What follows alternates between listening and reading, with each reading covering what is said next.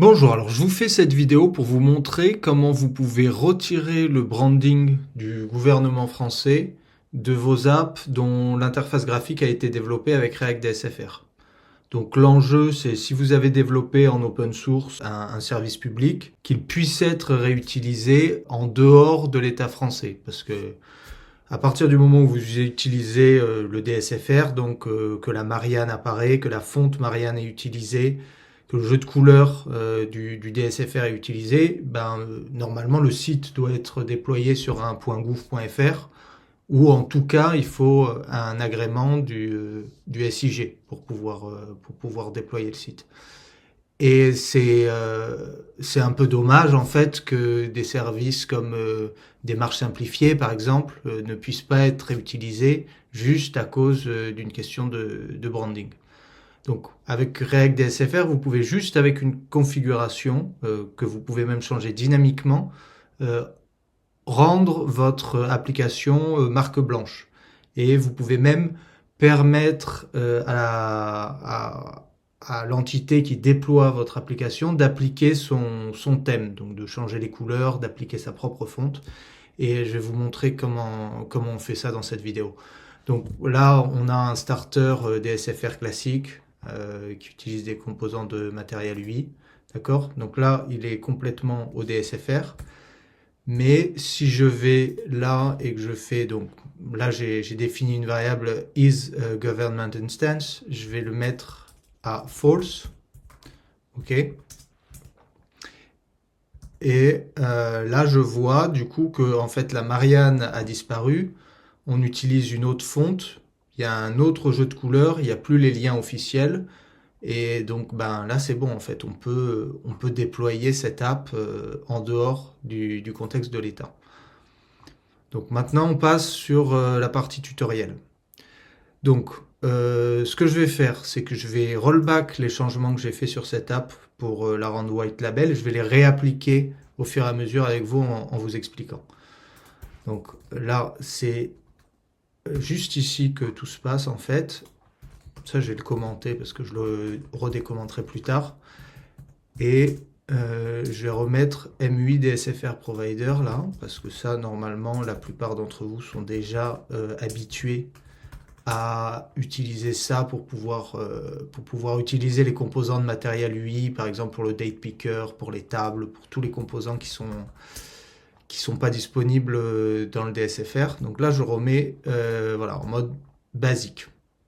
Donc il faut savoir que dans ce mode, l'idée, c'est de se reposer sur Material UI. Donc, quand vous utilisez React DSFR, Material UI est complètement optionnel. Mais si vous voulez avoir votre app qui peut être en marque blanche, là, vous êtes obligé d'installer Material UI dans votre projet. Et ce qu'on va faire, en fait, c'est qu'on va dire au démarrage de l'app, si on utilise le thème MUI DSFR, donc le thème qui match le DSFR pour que les composants MUI, quand ils vont être utilisés, ressemblent vraiment au look officiel, ou alors si on utilise un thème custom MUI. Et si on utilise un thème custom, du coup, React DSFR, ce qu'il va faire, c'est qu'il va aller patcher les variables CSS de couleur, aller enlever un certain nombre d'éléments dans les composants de base, pour enlever en fait la marque du gouvernement français. Et donc en providant votre propre thème MUI, ce que vous allez pouvoir faire, c'est donc donner votre propre jeu de couleurs, enfin en tout cas laisser à la personne qui déploie votre app la possibilité d'avoir un autre jeu de couleurs et la possibilité de changer la fonte par exemple, et d'autres aspects qui sont moins importants, mais ça c'est les deux principaux. Donc, première chose que vous allez vouloir faire, c'est au lieu d'utiliser MUI DSFR Provider, donc là je pars du principe que vous avez déjà installé MUI dans votre projet, que vous avez déjà un starter, enfin vous avez déjà un projet avec React DSFR, d'accord? Si vous ne savez pas encore comment utiliser MUI dans votre projet, je vous invite à aller sur la documentation de React DSFR et là vous pouvez voir MUI intégration. Et en gros, il n'y a pas grand-chose à savoir, hein. C'est juste que ce qu'il y a à savoir, c'est que vous wrappez toute votre app dans le MUI DSFR Provider et à partir du moment où vous faites ça, vous pouvez utiliser tous les composants de MUI directement dans votre app et le style va être automatiquement adapté. Et là, ce qui change en fait, c'est que au lieu de juste importer le MUI DSFR Provider, vous allez importer le euh, Create DSFR Custom Branding Provider. Ok. Ce que vous allez faire ici, c'est faire, ok alors, Create DSFR Custom Branding Provider. Et là, vous allez avoir à donner une fonction en fait qui va retourner le thème MUI que vous voulez utiliser. Donc cette fonction, vous recevez en paramètre deux choses. Est-ce qu'on est en dark mode ou pas? Et le thème MUI par défaut du gouvernement. Enfin, le thème qui match le style par défaut du DSFR. Donc, si vous voulez juste... bon, voilà. Donc, dans tous les cas, on utilise le thème de base. Ben là, juste, on va retourner thème et on va retrouver thème gov. Voilà, thème gouvernement. Donc, si je fais ça, DSFR Custom Branding Provider. Donc là, je remplace MUI DSFR Provider par DSFR Custom Branding Provider. Ok. Et là, je me retrouve exactement comme avant. Il n'y a rien qu'à changer. D'accord? Mais ce que je vais vouloir faire en général, c'est d'avoir genre une variable d'environnement qui va me dire si je suis en mode gouvernement, donc déploiement officiel, ou si c'est un déploiement annexe. Et je vais donc avoir cette variable. Et si, donc là je fais if, donc import meta env, alors là ça va être vite, isGov instance, si c'est true, là je vais retourner le thème du gouvernement, donc normal. Et sinon là, je vais retourner un thème MUI custom. Donc pour ça, le thème MUI, j'importe l'utilitaire create theme de MUI Material Styles. Ok. Et je dis, bon, bah, mon thème, ça va être create theme. Et donc, ce que je vais toujours vouloir préciser, c'est dans la palette mode, je vais dire si c'est dark, et sinon light. Voilà, ça c'est le minimum. Et là, je vais retourner mon thème. Ok. Et juste en faisant ça, là, donc si je vais mettre dans mon app, donc isGov instance false, parfait. Donc là, c'est ça qui va être retourné. Et là, je vais avoir, voilà. Donc React DSFR va détecter, ah ok, donc là, il n'utilise pas le thème du gouvernement, donc il va enlever tout ce qui est...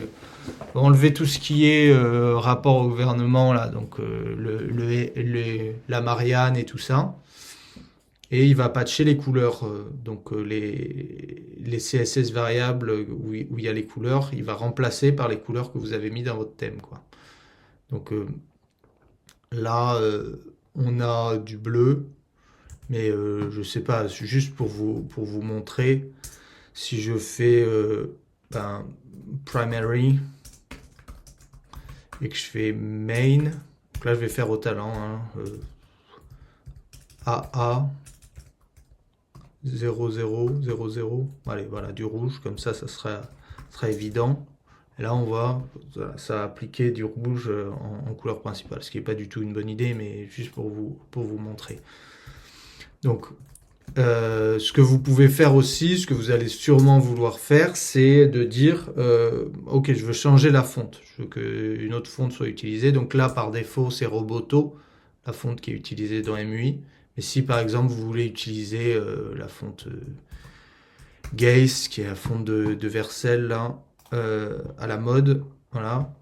Là, moi je l'ai importé dans, enfin je l'ai mis Dans Asset, là, j'ai mis Geist et j'ai mis donc un main.css où je déclare mes fonts de face. Là, ce que je vais faire, c'est que je vais importer.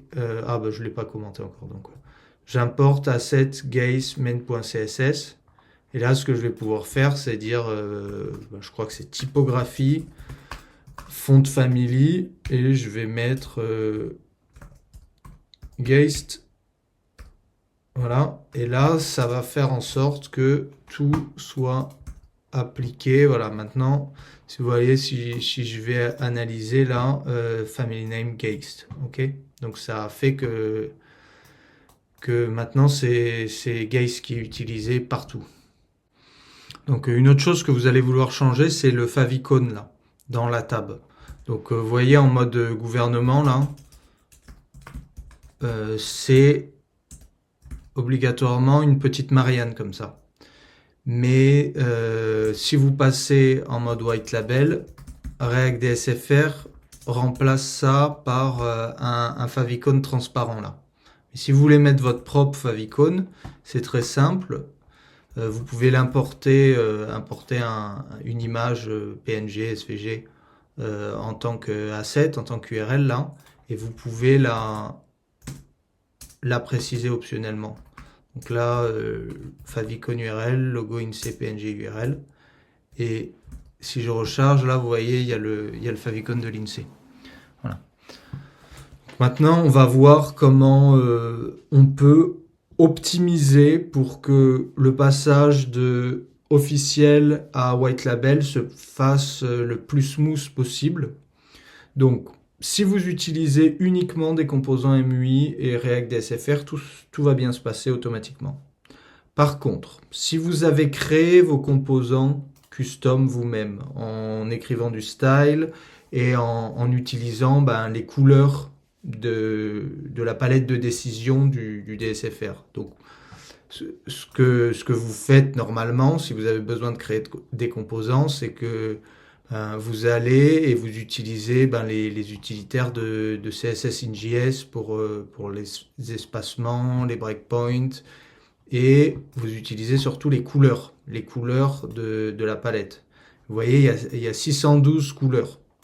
Donc, vous imaginez bien que je ne peux pas prendre le thème de MUI qui a primary, secondary, certaines variantes de gris et mapper ce set restreint de couleurs sur les 612 décisions du DSFR. Donc, ce que je vous conseille, c'est que si vous développez une app qui a vocation à être utilisée en dehors de l'État, évitez d'utiliser les couleurs officielles du DSFR là. Parce que voilà, normalement, ce que vous faisiez, c'est que vous utilisez, je veux un background à dominante bleu France, et là, vous avez les différentes variantes en over, active, et ça vous permet d'avoir, par exemple, voilà, ça c'est un composant. Quand j'ai la souris par-dessus, c'est un rouge un peu différent. Ça, il vaut mieux pas l'utiliser dans la mesure où ça va pas être adapté automatiquement au thème custom de MUI. Le mieux, c'est d'utiliser à la place le thème de MUI pour les couleurs. Donc là, ce que je vais faire, c'est que je vais créer un nouveau composant custom pour vous montrer. Donc myComponent2.tsx. Voilà. Je vais faire export function myComponent2. OK. Et là, je vais faire return. Je sais pas, je vais faire une div.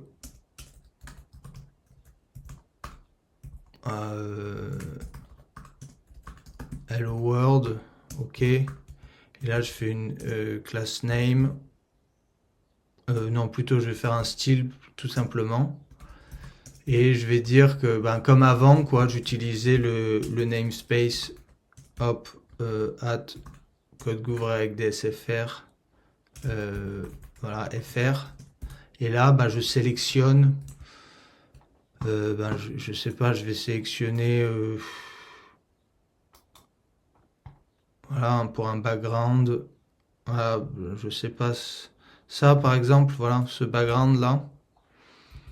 je vais l'utiliser, donc background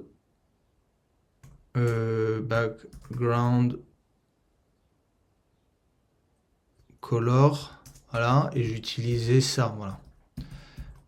Je vais importer ce composant là. Donc, hop, my component 2. Et je vais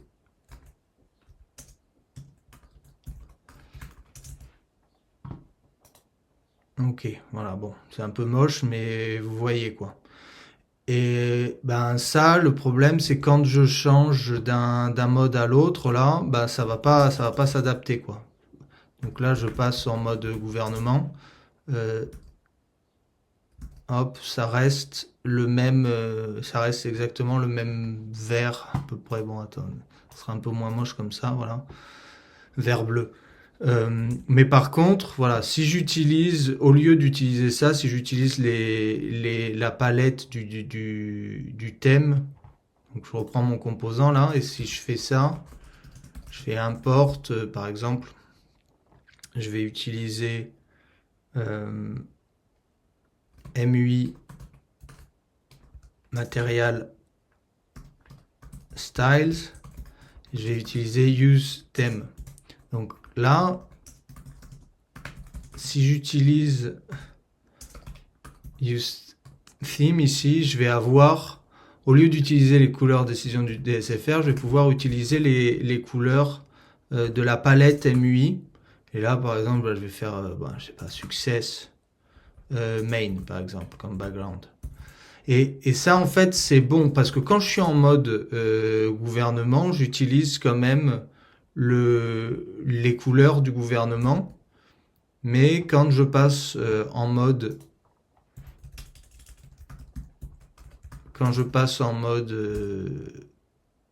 comment on appelle ça, en mode white label, j'utilise les couleurs qui a été providé par la personne qui déploie l'application. Donc de manière générale, c'est plutôt mieux. Et puis en réalité, ne se mentons pas, les couleurs de MUI sont beaucoup plus faciles à manipuler parce qu'elles sont beaucoup plus standards et il y a beaucoup moins d'options. Donc de toute façon, vous perdez pas beaucoup au change à utiliser les abstractions de MUI plutôt que d'apprendre les abstractions vraiment spécifiques au DSFR. Voilà. Et puis c'est la même chose pour toutes les primitives là. Par exemple H1. Si là je fais un H1 Hello World, d'accord. Plutôt que de faire ça, essayez d'utiliser les primitives de MUI. Donc là par exemple ça va être typographie from at MUI material typographie, ok, et là je vais faire typographie variant H1, voilà, typographie, voilà, et là du coup ça change strictement rien en mode quand je passe en mode quand je suis en mode gouvernement, c'est toujours la même chose que d'utiliser un H1 directement. Mais je vais être sûr que quand je passe en mode white label, ça va conserver à peu près les mêmes proportions et je vais pas avoir de style qui break. Ça va juste changer la fonte, quoi. Donc voilà. Utiliser les primitives de MUI. Et puis, mettons que vous avez du style voilà, vous n'arrivez pas à faire exactement un truc qui marche parfaitement dans les deux cas. Vous pouvez aussi faire du cas par cas à un moment donné, quoi. Donc, vous pouvez dire, par exemple, import from code-gouv.fr React DSFR MUI. Et là, vous pouvez utiliser useIsGouv. OK ? useIsGov. Et là, ça vous permet de faire, par exemple, là, le background color, mettons que si c'est gov, alors c'est blue, et sinon c'est red. Voilà, je peux faire du style conditionnel en fonction de quel mode est activé. Donc ça à éviter dans l'absolu. Donc là red parce qu'on n'est pas en mode gouvernement, mais si je passe en mode gouvernement, je vais voir que hop, je vais être en bleu là. Voilà. Donc essayez d'éviter dans la mesure du possible de faire du cas par cas, mais si vous avez besoin, c'est possible. Et voilà, donc j'ai essayé de faire de mon mieux pour adapter les composants de base pour que quand on passe en mode white label, ça se passe bien. Mais si vous constatez, par exemple, mettons que là, vous voulez pas avoir ces trucs-là, accessibilité totalement conforme, vous voulez pas l'afficher, ou alors voilà, sauf mention explicite, propriété d'étalable, ça vous voulez l'enlever. Bon, ça je vais l'enlever, j'ai juste oublié. Mais mettons que ça, vous voulez l'enlever dans le mode white label. D'accord? Donc ça, c'est... vous sélectionnez, vous voyez la classe, ça c'est fr footer bottom copy. Et ce que vous allez faire, c'est... Donc là, je vais créer un... Là, je vais aller dans mon index là. Je vais créer un composant, par exemple fonction use global... app global style. Ok. Là, bon, ça va être quoi? Ça va être props avec children React Node. Ok, comme d'habitude. Ok, et là, ce qu'on va faire, c'est qu'on va, on va pouvoir mettre des custom styles qui vont s'appliquer uniquement quand on est en mode white label. Donc là, super, j'ai mon children là, et je vais utiliser, donc là j'utilise le truc qui vient par défaut avec MUI. De toute façon, vous avez @emotion React. Donc là, vous pouvez utiliser ça. De toute façon, c'est disponible. Vous avez, je crois que c'est global et CSS. Voilà, et vous pouvez faire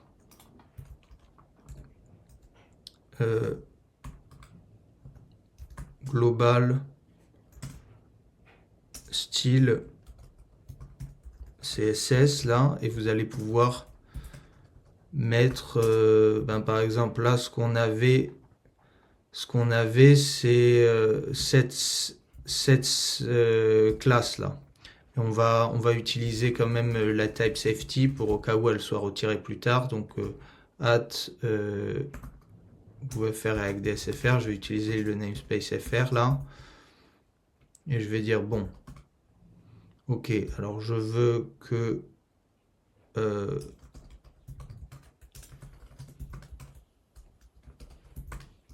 frcx cette classe là, hop, je veux lui appliquer un style, je veux là display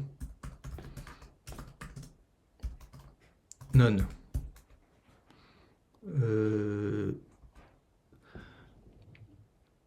Ah oui, j'ai oublié, voilà, c'est pas la bonne syntaxe, voilà, display none, hop, et là je vais juste rajouter un provider là, donc hop, global style, hop, voilà, et là normalement vous voyez, ça a disparu en bas les mentions de la licence, donc je l'ai caché. Et le problème, c'est que là, ça a disparu en mode gouvernement. Donc ce qu'on veut faire, c'est importer, là, on va importer le usesGov et dire, ok, je veux appliquer ces global styles là, ces patchs, uniquement quand je suis en mode gouvernement. Donc je fais usesGov là, isgov, et ce que je fais, c'est, bon bah, isgov et j'applique le global style là. Et donc là, on est bon, c'est bien effacé. Non, c'est justement quand c'est pas gov qu'on veut appliquer, pardon. Donc là, vous voyez, on a bien la mention de la licence comme convenu. Mais si je passe en mode white label, hop, je n'ai plus la licence en bas. Voilà, donc vous pouvez appliquer vos petits patchs là si vous voyez, si vous avez envie d'appliquer globalement surtout cacher certains aspects. D'accord? Et peut-être un dernier aspect, c'est que, bon, alors vous avez, pour écrire vos styles, vu que vous avez MUI, vous pouvez utiliser, bon, soit la box de MUI avec SX, soit vous pouvez utiliser Emotion React, vu qu'il vient avec, de toute façon, obligatoirement avec MUI. Mais bon, je vous conseille quand même. Bon, alors c'est ma librairie, donc évidemment je suis un peu biaisé, mais d'utiliser TSS React, parce que vous pouvez créer voilà votre fichier la TSS, et vous pouvez par exemple importer le thème MUI et dire en fait tous les trucs dont vous allez avoir besoin partout pour écrire votre style, enfin que vous êtes content d'avoir en global. Donc là, par exemple, le thème, vous pouvez avoir le thème de MUI, quoi. Vous pouvez avoir code GouvFR, React DSFR, MUI, useIsGov, voilà. Et là, je peux le mettre, hop, const useIsGov, isgov. Et après, voilà, ce qui est super, c'est que maintenant, ici, vous pouvez avoir directement, donc si vous importez depuis TSS, là, le fichier, c'est un import relatif, hein. Vous utilisez useStyle ici, et vous avez déjà tout ce dont vous avez besoin.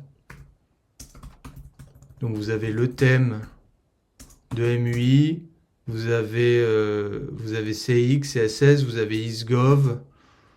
Donc là, par exemple, je peux faire class name, CSS, voilà.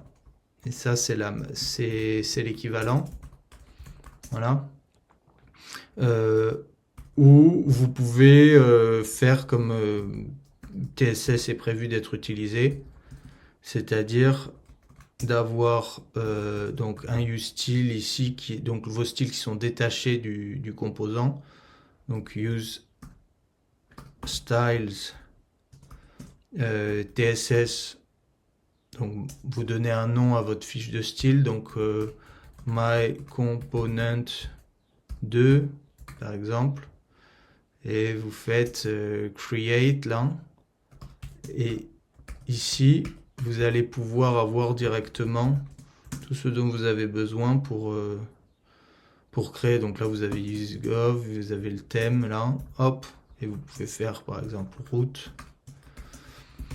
Et là je peux prendre voilà mon style ici et le récupérer directement. Donc là je fais use style, hop, classes, et là classes route. Donc voilà, TSS React c'est vraiment l'API de CSS in JS original, mais type safe, quoi.